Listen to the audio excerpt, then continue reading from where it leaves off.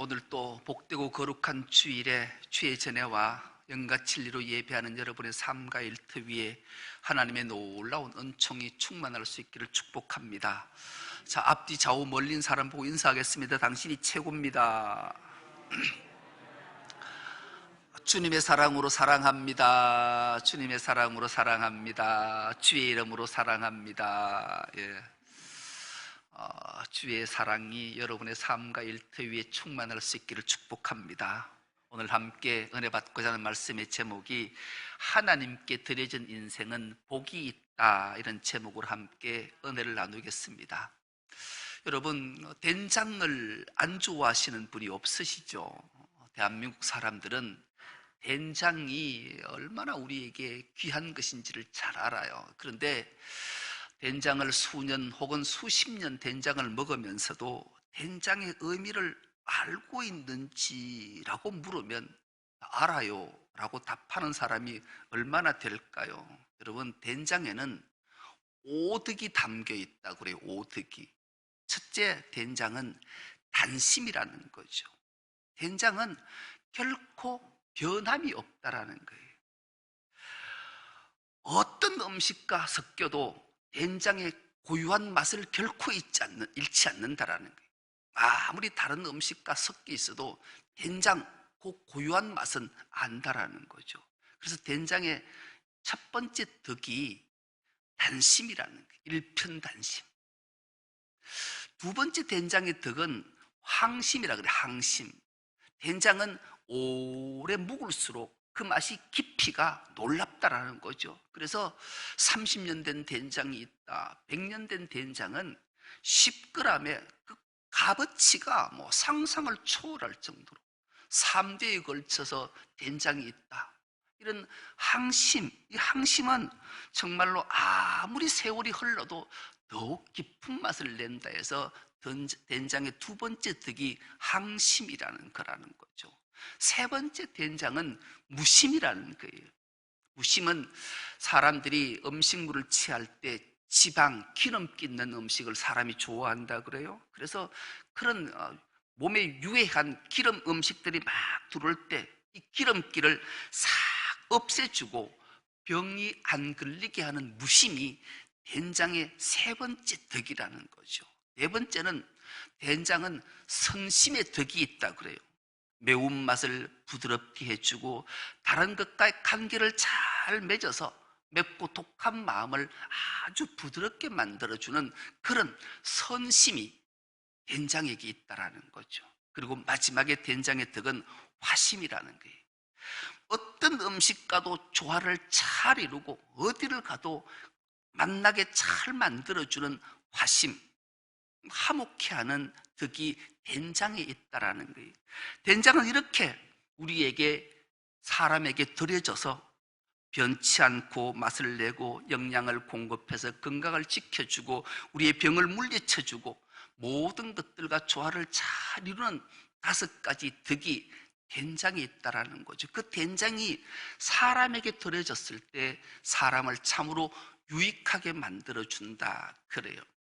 하물며 음식이 사람에게 들어졌을 때도 사람을 아주 귀하게 복되게 하는데, 인간이 하나님께 드려질 때 하나님이 얼마나 기뻐하실 뿐만 아니라 하나님은 자신이 기뻐하시는 것으로 그치시는 것이 아니라 그 인간, 자기에게 드려진, 바쳐진 인간에게는 하나님이 놀라운 복을 그에게 더해 주신다니, 우리 모두는 하나님께 드려진 자 되는 은혜가 있기를 축복합니다.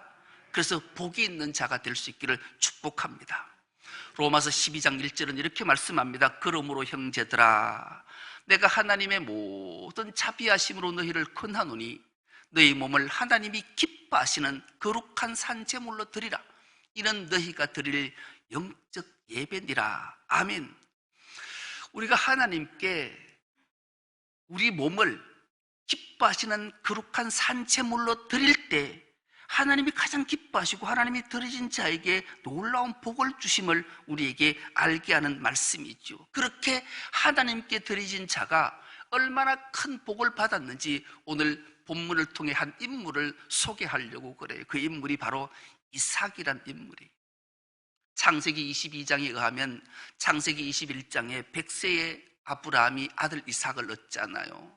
하나님이 어느 날 아브라함에게 찾아오셔서 네 독자 이삭을 나에게 제물로 드려라 그러잖아요.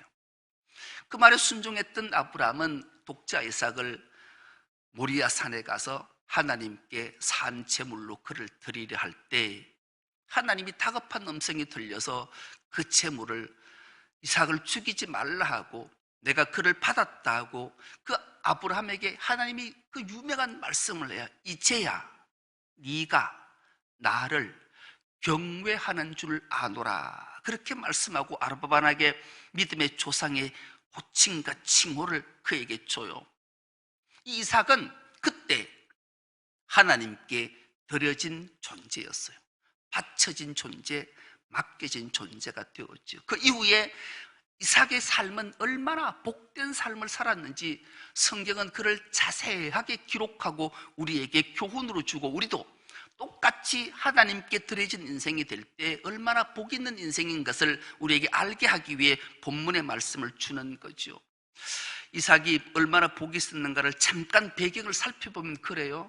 이제 이삭이 장성하고 결혼을 하게 되고 식솔들과 가솔들을 많이 거느리게 되죠. 그러던 어느 날 이삭 때에 가뭄이 기근이 심하게 왔어요. 아브라함 때도 기근이 왔거든요. 그런데 그 아버지 아브라함은 기근이 왔을 때 주저함 없이 애굽으로 내려갔었어요.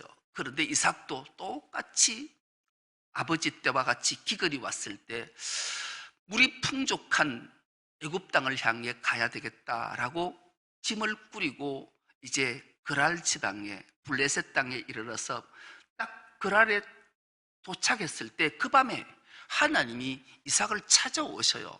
그래서 이렇게 말씀하지요. 이삭아, 너는 애굽에 내려가지 말고 여기에 머물러 있거라. 그러면 내가 너와 내 자손에게 복을 주어 이 땅 모두를 네가 차지하게 해줄게. 그 말씀, 그 기근에 가솔들과 자기 식구가 살지 못할 때에 하나님의 음성을 들었던 그 이삭은 그 말씀에 순종해서 그랄 땅에 머물러요. 그리고 그건 목축업을 했던 자인데 그 자리에 머물고 농사를 지었는데 그 기근의 때에 그 해에 100배의 소득을 얻었다. 할렐루야. 놀라운 하나님의 은혜와 복이 그에게 임했던 거예요. 얼마나 놀랐겠어요. 그러자 그 블레셋 아비멜렉 왕이 이를 보고 시기 질투를 했든지 어땠든지 모르는데 이 이삭을 찾아오게 되지요. 그래서 이렇게 말해요. 창세기 26장 16절은 너가 우리보다 크게 강성하니 우리를 떠나라. 아비멜렉 이삭에게 너가 우리보다 강한데 함께 못 산다, 떠나라, 그런 거예요. 그래서 이삭은 가솔들을 데리고 모든 자기 부족들을 이끌고 그곳을 떠나요. 떠나서 그랄 골짜기라는 곳에 가서 정착을 해요. 그 틀을 잡고, 여러분, 골짜기에 틀을 잡고 산다라는 것은 그렇게 호락호락하지 않아요. 거기 정착을 하고 자기 아버지 아브라함이 팠던 우물, 그 우물을 블레셋 사람들이 다 메워놨거든요. 근데 그 우물을 다시 파기 시작해요. 여러분, 팔레스틴 지방은 참 이 기근이 찾아오고 건기 때가 되면 사람이 살 수가 없어요. 우리가 팔레스틴 땅 성지 순례를 가보면 이야, 정말로 이 요르단하고 이 이스라엘 나라는 사람이 어떻게 저기 살까? 산이고 뭐고 벌거숭인데요, 정말 보면 뭐 황량하기 거지없는 거예요. 그 땅에 산다라는 것은 목숨을 걸어야 되는 거예요. 그런데 그게 살기 딱 하나가 있어요. 샘을 파서, 우물을 파서 샘이 나오면 살아내는 거예요. 물이 있으면 사는 거예요. 아무리 풍족해도 물이 없으면 사람은 못 살아요. 그러니까 샘, 우물, 물은 생명인 거예요. 목숨인 거예요. 여러분, 우리나라는 1년에 강우량이 비가 930mm 내린다 그래요, 평균. 그런데 이 팔레스틴 지방은 1년에 강수량이 200mm, 우리나라의 5분의 1이 5분의 1이라고 생각하면 아이고 뭐 그런 대로 살겠지. 그렇지 않아요. 왜냐하면 저 팔레스틴 지방은 우기와 건기로 나눠져 있거든요. 우기 때 200mm 확 와버리고 건기 때는 전혀 안 오니 비가 와야 그 물이 땅 속으로 스며들어 지하수, 샘을 만들어낼 거잖아요. 그러니 뭐 우기 타면 오고 말이 건기 때가 되면 이 기근이 찾아오면 뭐 여기저기서 신호마다 죽어가는 사람이 얼마나 많았겠냐고. 그런데 하나님의 복이 하나님께 드려진 자, 하나님께 맡겨진 자에 하나님이 복을 주시는데 이삭은 기가 막히는 거예요.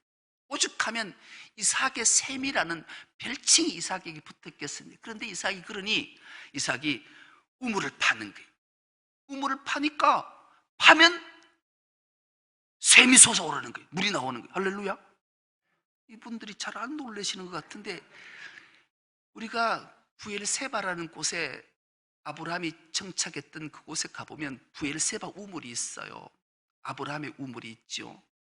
그 우물의 깊이가 30m든가 뭐 60m든가 된다고 그래요. 아무리 봐도 우물이 안 보여요. 근데 돌을 하나 턱 던지면 1초, 2초, 3초, 4초, 5초, 6초쯤 되면 첨벙해요. 물이 있다라니. 돌이 내려가는 소리가 몇 초가 지나야 들리니까 그렇게 우물을 판다고 하면 상상을 한번 해보시라고요. 그런데 이삭은 우물을 파면 물이 나오는 거예요. 그러니 놀랍잖아요. 그러니 그랄 목자들이 찾아와서 이삭의 목자들과 싸우는 거예요. 그래서 그러면 목숨과도 같은 우물을 지켜야 될 텐데 이삭은 미련 없이 그것을 그랄 목자들에게 줘버리고 떠나는 거예요. 그래서 그곳 이물을 성경은 에색이라 그렇게 이 에색은 다투다 그런 뜻이거든요. 다투니까 다투기 싫어서 목숨을 포기하고서 옮기는. 그리고 또 물을 팠는데 파니까 또 물이 나오네. 그리고 블레셋 이 사람들이 또 와서 그 우물을 이번엔 대적하는 거예요. 대적이라는 것은 전쟁 일촉즉발의 상황이라는 거예요. 싸우자는 거예요. 그러자 미련 없이 그 우물도 그들에게 넘겨줘요. 그 우물을 신나라, 그렇게 신나는 대적함이다. 그 우물을 포기하고 가는 거예요. 그리고 다시 가서 또 우물을 파는데 또 우물이 나오는 거예요. 샘이 펑펑 솟는 거예요. 이번에는 상상도 못할. 그래서 그 이름을 르호봇이다. 장소가 넓다, 엄청난 물이 쏟아지다, 그런 뜻이. 그리 더 이상 다투지도 않고 대적하지도 않고 그 우물을 팠다. 그 우물을 얻었다는 거예요. 생명의 풍족함을 얻었던 거죠.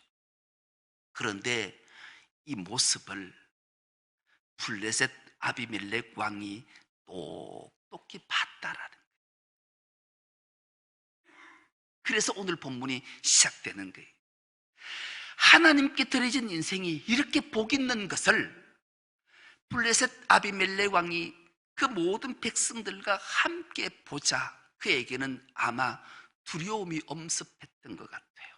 그리고 그가 친구라고 기록됐지만 원문에 의하면 고문인 아훗삿이라는 인물과 그의 군대 장관, 국방부 장관격인 비고를 데리고 이 이삭을 찾아오는 걸로 본문이 시작됐잖아요. 그렇게 와서 너와 언약을 맺자, 계약을 맺자, 평화조약을 맺자고 찾아와요. 여러분, 평화조약을 맺는 것은 약자가 강자한테 맺는 거예요. 이 아비멜렉이 이삭의 그 부족들을 보니까 강성하거든요. 싸워서 이길 수가 없을 것 같은데 놀랍게도 그들의 생명, 젖줄, 목숨줄인 샘을 파기만 파면 나타나니 이 두려움이 엄습하자 저를 대적해서는 우리가 살아남지 못하겠다라는 생각을 하자 자기가 스스로 찾아와서 평화조약을 맺게 되는 거예요. 여러분, 그 당시에 고대의 평화조약은 속국의 개념이 있는 거예요. 그래서 내가 이런 조공을 바칠 테니까 우리를 좀 잘 돌봐가지고 우리를 대적하지 말고 우리가 전쟁하지 말았으면 좋겠습니다. 그런 내용이거든요. 그렇게 죄악을 맺자. 이삭이 그렇게 말하잖아요. 너희가 언제 우리를 쫓아낼 때는 언제 와서 죄악 맺자 하냐. 그러자 그 유명한 말을 아비멜렉 입에서 토해낸 말이 오늘 본문 28절 우리가 한 목소리 한번 합독해 보겠습니다. 시작. 그들이 이르되 여호와께서 너와 함께 계심을 우리가 분명히 보았으므로 우리의 사이 곧 우리와 너 사이에 맹세하여 너와 계약을 맺으리라 말하였노라. 아멘. 아비멜렉 입에서 이 말이 툭 튀어나. 여호와께서 너와 함께 계심을 분명히 똑똑히 보았기 때문이다. 여러분, 하나님께 드려진 자, 하나님께 바쳐진 자, 하나님께 맡겨진 자는 하나님이 함께 하심을 똑똑히 분명히 보면 그는 세상은 두려움을 갖게 되는 거예요. 여러분은 하나님께 드려진 자이십니까? 우리나라는 무속신앙이 되게 많아요. 그 땅이 점치는 집이 한 30만 곳이 된다 그래요. 어마어마하죠. 절도 두말할 것도 없어요. 그런데 사람이 무당 앞에 점을 치러 딱 가서 앉으면 무당이 눈을 탁 째려보고 이러면 그만 기가 죽어가지고 겁내는 혹시나 나쁜 말을 하면 그만 겁을 내. 두려워하는 거예요. 무당 귀신을 섬기는 자한테도 두려워해요? 여러분, 중이 딱 찾아와서 목탁 뚝뚝 두드리고 딱 째려보면 그만 두려워하는 거예요. 제가 지난번에 있었던 지방에 군수님이 저한테 그러더라고요. 여러분, 우리나라에 그 종교에 대한 돈이 3,600억 정도 예산이 있다고 그래요. 근데 그 돈, 그 3,000억 넘는 예산이 거의 다 무속과 불교에 다 들어가요. 기독교에는 거의 2%도 안 돌아와요. 이분은 불심을 가지고 불교도인데도 불구하고 그런 돈들이 다 그런 데 들어가니까 교회에서는 오히려 지방의 군정에서 해야 될 일들을 잘하니까 저희들이 이웃을 잘 섬기고 노인대학도 하고 주민들 관광도 시켜주고 이러니까 이 군수님이 마음이 좀 무거웠던 것 같아요. 찾아왔더라고요. 찾아와서 목사님, 모든 재정을 다 절에서 다 가지고 가는데 교회도 좀 필요한 게 없습니까? 해서 그래 부탁해서 그 있었던 교회에 공원도 만들어주고 막 쉼터도 만들었었던 기억이 있어요. 그때 그 가장이 하는 말이 늘 가슴에 맺혀 있어요. 중들이 찾아와서 절에 이거 피어가 지어달라 이런다라. 그래서 그건 뭐 예산이 안 되는데 이러면 내가 매일 아침 염불해서 당신 가족 저주할 거다. 이런 거 고비 나가지고 다 준다는 거예요. 내가 실제로 들었어. 이 방송이 유튜브로 나갈 건데요. 이 협박한다라는 게.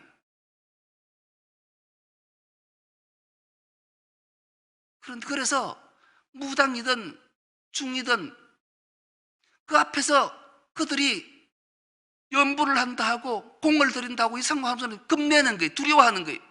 근데 목사가 그러면 두려워할까? 오히려 얕잡아 보는 것 같아요. 목사는 우습게 얘기하는 것 같아요. 우리 오도에 땅이 있어요? 산이 있어요? 두릅나무가 많아요? 그래서 한 날 두릅을 따러 갔는데 동네 아줌매들이 할머니들이 쭉 따더라고. 그거 개인 사람이 따면 안 되면 좀 따시다. 목사 말을 우습게 얘기하는 거예요. 내 땅이라 그러는데도.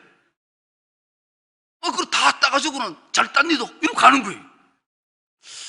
한편으로 생각하니까 감사하기도 하고 한편으로 생각하니까 이게 뭐지? 하는 생각이 드는 거예요. 여러분, 우리가 하나님께 드려진 자가 되고 정말로 바쳐진 자가 되고 맡겨진 자가 되어서 복이 있으면 세상은 우리를 향해 두려워하는 거예요. 아비멜렉이 그렇게 해서 죄악을 맺자고 와서 죄악을 맺을 정도였다라는 거죠. 복이 있는 자는 사람이 두려워하는 것을 넘어서 그와 화목한 관계를 맺기를 원하고 그와 가까이 하기를 원해서 그에게 많은 덕을 보기를 원한다라는 거죠. 무속이든 절이든 이런 데서는 사람들을 두렵게 하더라. 무당과 중은 사람을 두렵게 해도 우리 목사와 기독인들은 사람을 기쁘게 해야 되는 줄 믿습니다.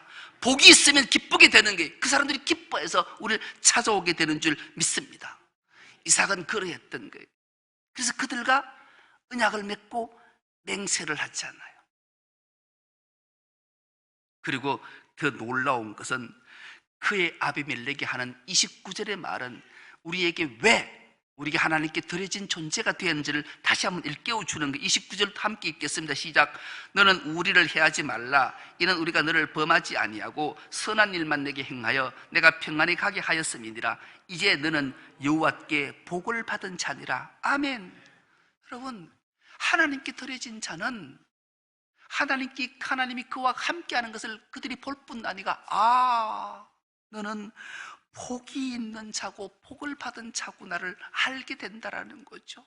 그리고 어찌 우리가 하나님께 드려지지 않겠냐고요. 우리가 하나님께 드려지기만 하면 하나님 우리에게 놀라운 복을 주시는 줄 믿습니다.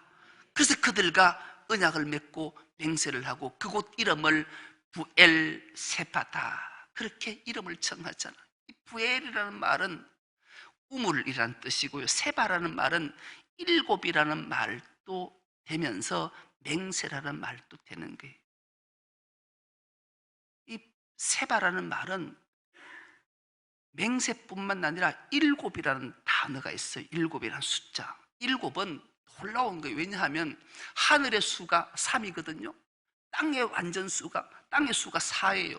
땅과 하늘이 합쳐졌을 때 일곱 완전수가 되는 거예요. 그러니 하나님께 드려진 자가 될 때 하나님은 이곳을 하나님께 가장 복된 자리로 만들어 주셔서 많은 사람들에게 선한 영향력을 끼치게 해주심을 우리에게 알게 하는 말씀이기도 하지요. 그러니 우리가 어떻게 하나님께 드려진 자가 되지 않겠냐. 드려지기만 하면 하나님이 완벽할 뿐만 아니라 완전하게 하나님의 놀라운 복으로 충만케 채워주시겠다 말씀하기 때문인 거예요. 우리 모두가 하나님께 드려진 자 되는 은혜가 있기를 축복합니다. 그럴 때 놀라운 역사가 나타나기 때문이지요.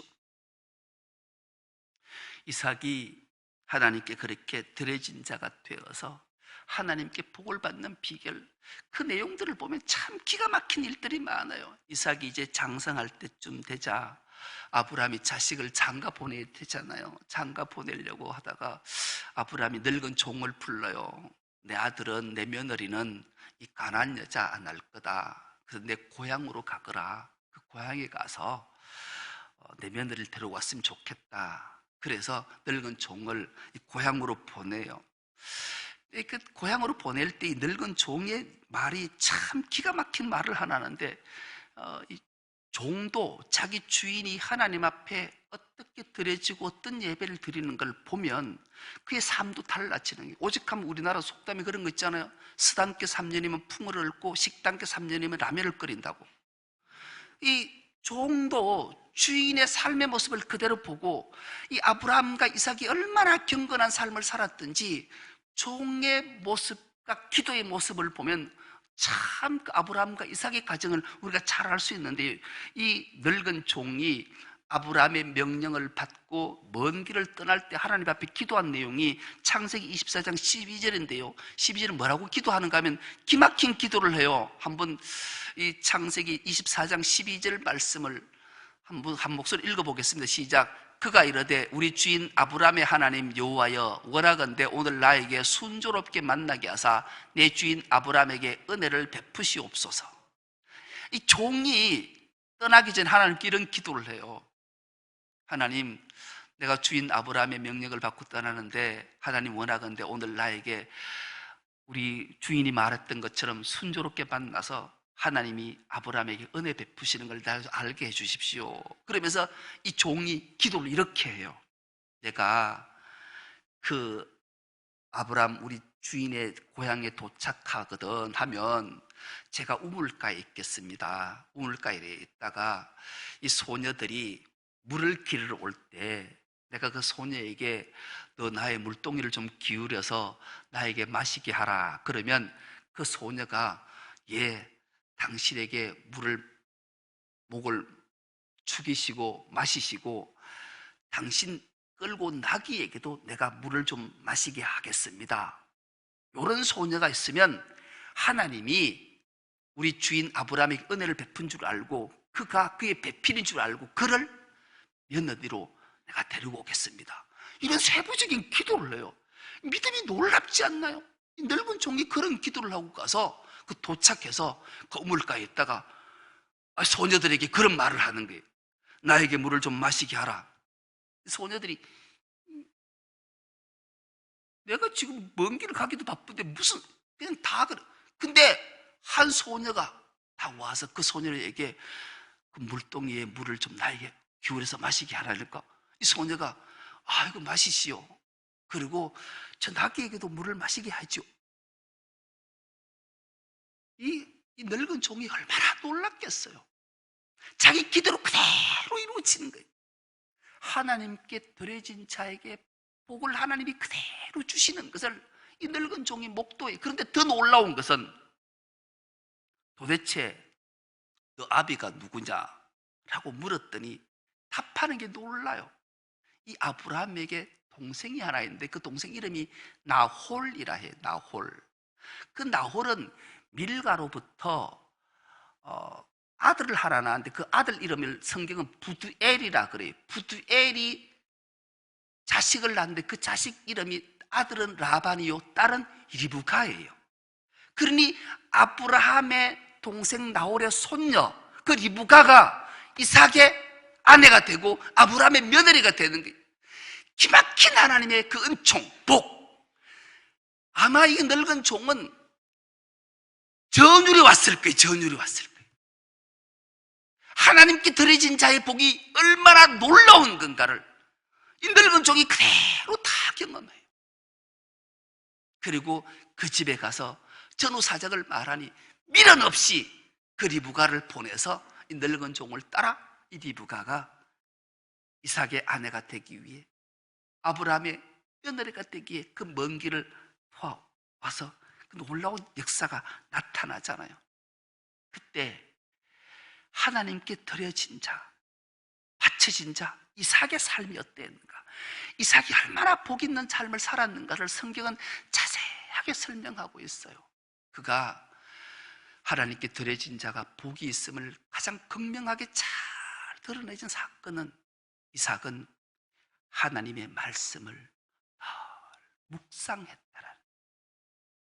여러분, 우리가 하나님께 드려지고 하나님께 순종하고 하나님께 복을 받는 가장 큰 비결 하나는 하나님의 말씀을 들을 때 깨달음이 있고 내 마음에 딱 박히는 말씀이 있으면 그 말씀을 깊이 묵상하는, 그럴 때 놀라운 복이, 놀라운 기적을 경험하게 되는 거예요. 창세기 24장 63절은 이 말씀이 기록되어져 있는데 이 말씀도 우리가 한 목소리를 합독해 보겠습니다. 시작. 이삭이 저물 때에 들에 나가 묵상하다가 눈을 들어 보매 낙타들이 오는지라. 이삭이 하루 일과를 마치고 뉘엿뉘엿 저물 때에 들에 나가 묵상하는 거예요. 아버지와 나눴던 하나님의 말씀을 곱씹고 곱씹고 되뇌이고 묵상했다는. 묵상이 뭔지를 성경은 우리에게 잘 드러내 보여주는데요. 시편 77편 12절을 개역개정과 세번역으로 두 구절을 띄워줄 거예요. 그리고 우리가 한번 이 말이 묵상이 뭔지를 다시 한번 알아보자고요. 우리가 한 목소리 있게 시작. 또 주의 모든 일을 작은 소리로 읊조리며 주의 행사를 낮은 소리로 되뇌이리다. 주님께서 해주신 모든 일을 하나하나 되뇌고 주님께서 이루신 그 큰 일들을 깊이 되새기겠습니다. 묵상이 이거라는 거예요. 묵상은 주님께서 나에게 해주신 일을 하나하나 되뇌고 주님께서 이루신 크신 일들을 깊이 되새기는 것. 하나님의 말씀이, 우리 말씀을 들을 때 25분 30분 설교를 들으면서 다 어떻게 알겠어요? 그러나 그 말씀 중에 한 구절이 팍 내 마음에 부딪히고 하나님 말씀일 때 확 깨달음이 있을 때 그것을 곱씹고 되뇌이고 하는 게 묵상. 이럴 때 놀라운 기적을 경험하게 된다는 거예요. 여러분, 기적을 경험하고 싶지 않으세요? 놀라운 일들, 기막힌 일들을 경험하고 싶지 않으세요? 그러면 예배 중에 말씀을 말씀을 읽다가 확 깨달음이 있고 내 마음밭에 새겨지는 말씀이 있으면 그걸 한 주간 깊이 되뇌이고 곱씹고 묵상하면 놀라운 일들이 있다는 거예요. 이삭이 자기 아내가 낙타들과 하는 때를 보게 되는, 맞이하게 되는 놀라운 역사가 있었던 거죠. 그래서 우리도 이런 하나님께 드려진 자라면 마땅히 하나님 말씀을 깊이 되뇌이고 묵상해서 기적을 경험하는 은혜가 있길 축복합니다. 주님이 약속해 주셨기 때문에 그래요. 하나님이 깨달은 것, 기억에 남는 것을 되뇌이고 곱씹고 깊이 되새길 때 하나님 놀라운 복을 주시겠다 말씀하시기 때문인 거죠. 어떤 일이 일어나는가? 예수께서 말씀하신 말씀입니다. 요한복음 15장 7절도 개역개정과 세번역으로 띄웠습니다. 함께 읽겠습니다. 시작. 너희가 내 안에 거하고 내 말이 너희 안에 거하면 무엇이든지 원하는 대로 구하라. 그리하면 이루리라. 너희가 내 안에 머물러 있고 내 말이 너희 안에 머물러 있으면 너희가 무엇을 구하든지 다 그대로 이루어질 것이다. 아멘. 그렇습니다. 말씀이신 하나님이, 예수 그리스도가 우리 안에 머물러 있고 그 말씀이 우리 안에 깊이 있고 머물러 있으면 우리가 무엇을 구하든지 다 그대로 이루어 주신다. 약속의 말씀을 주시기 때문에. 그러니 우리가 하나님의 말씀, 깨달은 말씀, 묵상이 얼마나 중요한가를 우리에게 일깨워 주는 말씀이죠. 하나님께 드려진 자는 반드시 해야 될 것, 하나님 말씀에 순종하고 그 말씀을 깊이 묵상할 때 놀랍고 놀라운 일, 소원이 이루어지는 기막힌 일들을 경험하게 되는 거죠. 여러분, 묵상이라는 것은 하나님과 관계를 맺는 일이, 하나님 말씀에 귀를 기울이는 거예요. 하나님과 소통하는 거예요. 늘 하나님 말씀을 경청하고 귀를 기울이고 소통할 때 하루에 한 번씩만 이 묵상을 해보면 여러분이 소원하는 것 하나님께 아뢰면 하나님 들으시고 반드시 응답해 주신다잖아요. 우리가 신앙생활 하면서 이런 것들을 경험할 때 우리의 믿음이 자라고 놀라운 기적들을 경험할 때마다 하나님의 은총이 이런 것이구나를 깨닫게 되잖아요. 사순절 두 번째 주일입니다. 주님의 십자가를 깊이 한번 묵상해 보십시오. 그 십자가가 나와 상관없는 것이 아니라 나 같은 죄인을 살리시기 위해 주님이 골고다 언덕길 오르셔서 물과 피를 아낌없이 다 흘려주시고 나 같은 죄인을 구속해 주셨으니 하나님의 그 놀라운 은총에 감격하고 나를 다시 한번 깨닫게 해주고 이 기쁨과 감격을 이 사순절 기간에 묵상으로 깨닫는 은혜가 있길 축복합니다. 우리 모두는 하나님께 드려진 인생이, 그러므로 복 있는 인생을 살아야 될 자입니다. 이런 기회, 이런 찬스를 놓치지 않고 깊이 그 말씀을 묵상함으로 하나님의 놀라운 은총과 복을 다 받아 누리는 우리 중성교회 모든 건속 다 될 수 있기를 간절히 기도합니다. 하나님 아버지 감사합니다. 사순절 두 번째 주일에 하나님께 드려진 인생이 복이 있다는 말씀을 들었사오니 이 말씀을 듣고 깨닫고 은혜된 말씀이 있다면 그 말씀을 깊이 묵상함으로 하나님의 놀라운 복을 다 받아 누리는 주의 모든 건속들 다 되게 하여 주옵소서.